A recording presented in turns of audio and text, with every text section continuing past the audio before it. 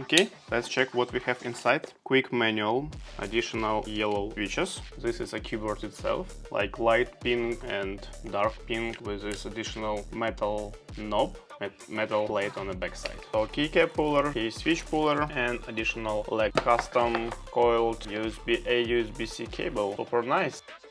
Very nice, very interesting design with this additional metal plates from the side. Really look not, not common. So in general, you can connect this keyboard via Bluetooth or 2.4 wireless dongle. The double shot PBT, 3-pin mechanical switch from Gatron, linear one, and it's a pre-loop.